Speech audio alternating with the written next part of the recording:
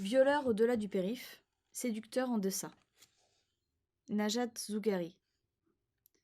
Dans le traitement médiatique du troussage des domestiques, les journalistes français ont, pour les moins personnellement affectés d'entre eux, voulu faire preuve de retenue. Ainsi, le Conseil supérieur de l'audiovisuel, CSA, a-t-il, dès le 17 mai, engagé les télévisions à ne pas diffuser d'images de l'accusé menotté, conformément à une présomption d'innocence médiatique dont ne jouissent que trop rarement les inculpés de banlieue.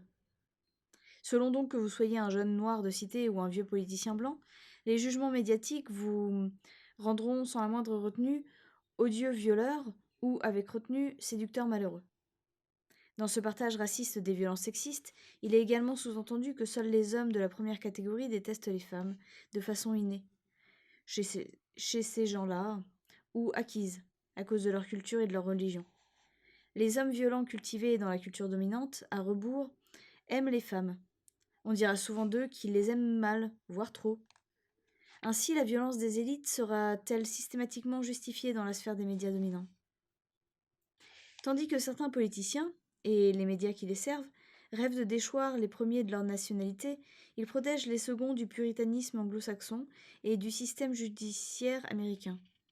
Au fil de tribunes toutes en retenue, ou de déclarations larmoyantes parce que leur auteur connaîtrait, eux, le vrai visage de DSK. Une flopée de psychologues et de psychiatres, utilisés pour innocenter l'accusé en suscitant la pitié du public plutôt que l'intelligence des faits, a été convoquée par les journalistes.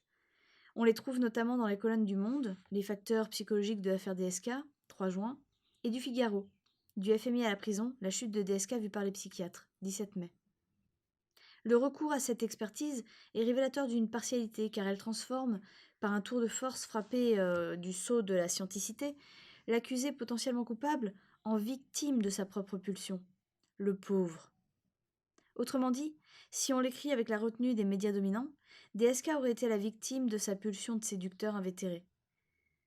Ainsi, dans cette affaire, la prudence des journalistes, leur volonté de comprendre l'accusé, et jamais la plaignante, tout comme l'indulgence et la partialité, parfois clairement assumées, contrastent de façon remarquable avec leur proportion à condamner les bandes ethniques et leurs spectaculaires tournantes dans les non moins spectaculaires caves de cité. La rigueur de la condamnation, à la fois morale et pénale, qui frappe les populations issues des quartiers populaires, est ainsi proportionnelle au relâchement du jugement quand il s'agit d'évaluer et de punir les violences commises par des classes socialement et racialement privilégiées. La femme de chambre du Sofitel, victime de la tentative de viol, est présentée comme plaignante dans la plupart des articles de presse, conformément aux prétentions journalistiques de neutralité majoritaires dans le champ médiatique.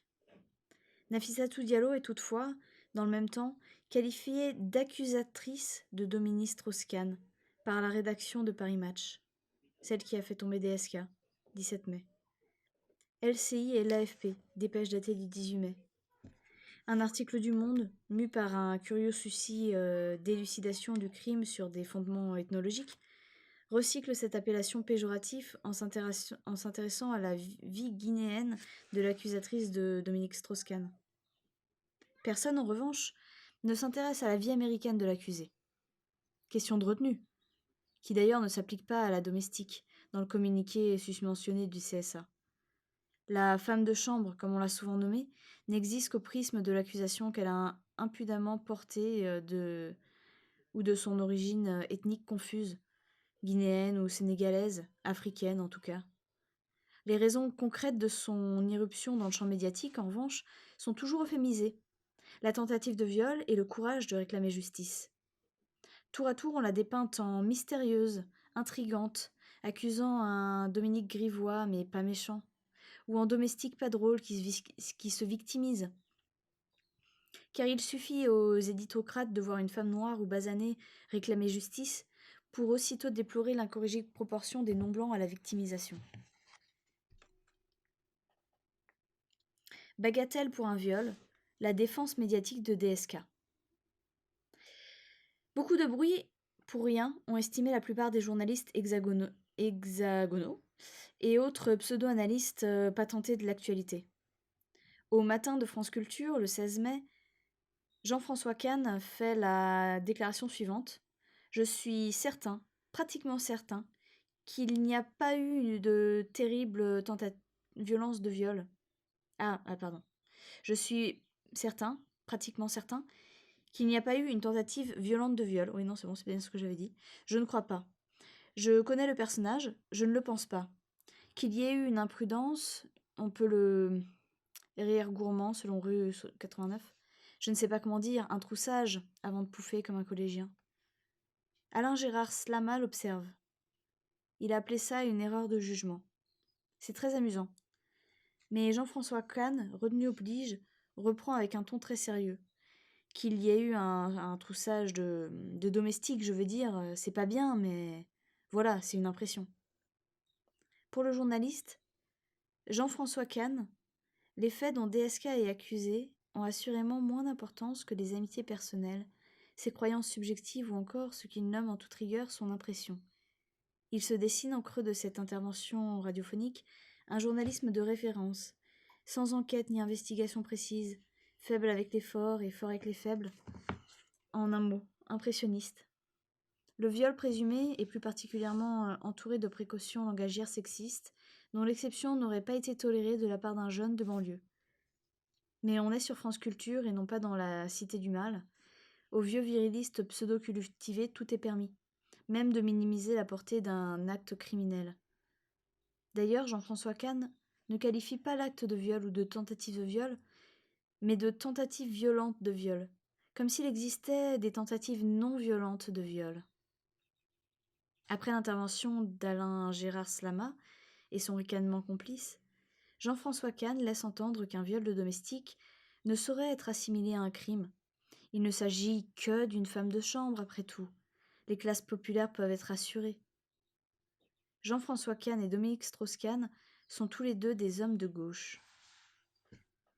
D'autres verbiages éditocratiques corroborent celui du fondateur de Marianne. Le philosophe botullien Bernard-Henri Lévy, dont les impressions sur le viol avaient déjà été révélées au grand public à l'occasion de sa mobilisation en faveur de Roman Polanski, remet le couvert dans son bloc-notes 16 mai avec une anaphore ridicule. Je ne sais pas, qui veut dire exactement son contraire. La fausse modestie du botullien qui prétend tout savoir en disant qu'il ne sait rien participe de la retenue journalistique. Ce que je sais, c'est que rien au monde n'autorise à ce qu'un homme soit ainsi jeté aux chiens. Le viol n'existe pas. Le travail de la justice est méprisable parce que rien n'autorise à ce qu'un homme riche puisse faire l'objet de poursuites, même s'il est coupable d'agression sexuelle. Même son de cloche chez l'ancien ministre de la Justice, Robert Badinter, qui dénonce une mise à mort médiatique de Dominique Strauss-Kahn sur l'antenne de France Inter, 17 mai, et décrit très sensiblement un homme mal rasé, le visage défait, exhibé. Autrement dit, aux abois, mais dont la défense est paradoxalement assurée par les meilleurs avocats du monde, puisqu'il peut, même avec le visage défait, encore se les payer. À rebours de ce pathos, aussi excessif qu'injustifié, le silence d'Elisabeth Badinter, prompte à dénoncer les tendances sexistes de la musulmanerie, est assourdissant. Le viol d'une pauvre domestique noire ne suscitant pas le moindre indignation chez la présidente, féministe à ses heures, du conseil de surveillance du groupe Publicis. Nulle lettre ouverte à Dominique Strauss-Kahn dans les journaux. Autrement dit, un tissu couvrant mais librement choisi. Très scandaleux. Une tentative de viol, pas très scandaleux. Pauvre DSK, ironise Isabelle Germain dans la section Commentary 3, 17 mai, du quotidien britannique The Guardian. Un article de Nick Cohen dans Le Spectator, intitulé Le viol et les élites françaises, 18 mai, dénonce encore plus fermement la mauvaise foi du philosophe botullien et par extension de ses amis.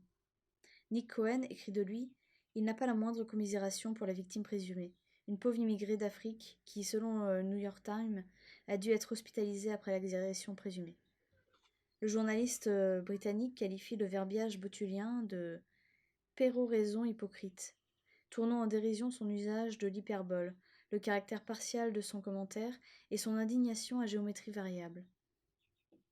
BHL ne peut pas défendre le droit des femmes uniquement à Téhéran et au Riad. Violeur, vérité au-delà du périph', séducteur en dessin. De la même façon que la race, la classe et l'appartenance à un certain contexte géopolitique de la victime semblent conditionner la possibilité de sa défense dans les médias dominants, il n'y a de violeurs que dans les caves de cité, c'est-à-dire dans les quartiers populaires. La violence machiste n'existe pas en deçà des banlieues. Les journalistes d'Arte n'ont ainsi mené aucune enquête au FMI où la consigne en vigueur était pourtant de ne jamais laisser DSK seul avec une femme dans son bureau. D'après le Nouvel Observateur, 19 mai. Ici, pas de fixeur, ni d'investigation. De la retenue. Séducteur jusqu'à l'innocence, pour le Parisien, 16 mai. Libertin, dragueur, entreprenant, séducteur lourd, pour Alain Finkielkraut, à l'antenne de RMC. Mais pas un violeur. Pendant que les sophistes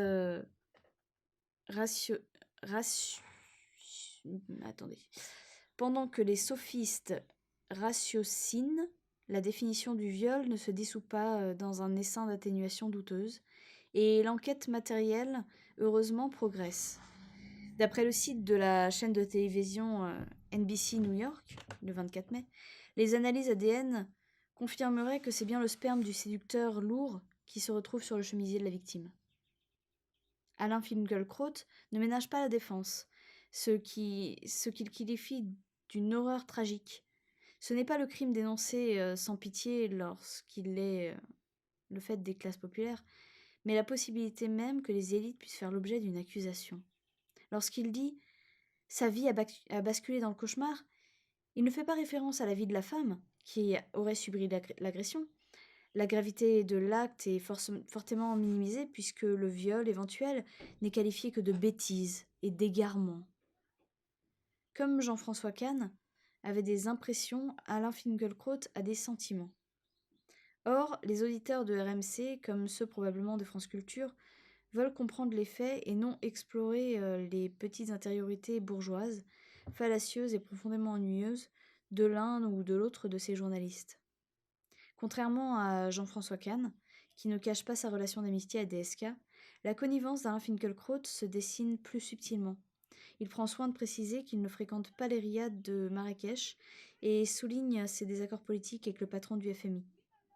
Néanmoins, il éprouve de la compassion pour le prévenu. Une connivence de classe se dessine clairement. C'est la chute d'un membre de l'élite à laquelle il s'identifie qui le touche.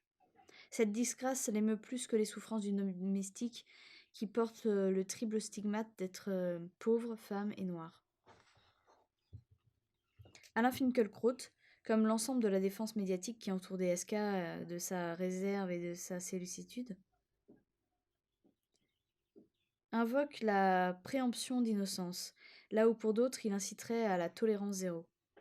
Dans l'affaire du RERD, lorsqu'une jeune femme non-juive avait prétendu en 2004 faire l'objet d'une agression antisémite menée par d'affreux banlieusards arabes et noirs, ni Alain Finkielkraut ni DSK lui-même n'avaient jugé bon de défendre la présomption d'innocence des accusés.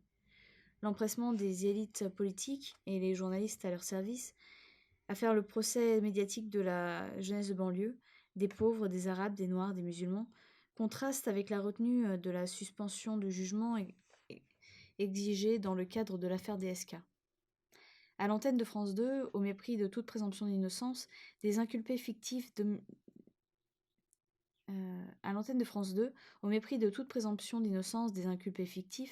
Dominique Strauss-Kahn avait alors livré ce commentaire : « Si c'est un coup monté, évidemment ce serait critiquable en tant que coup monté, mais ça ne changerait rien au fait que c'est la 10e ou 20e agression de ce genre. » Pour être valide et pertinent, ce jugement devrait pouvoir s'appliquer à sa propre affaire.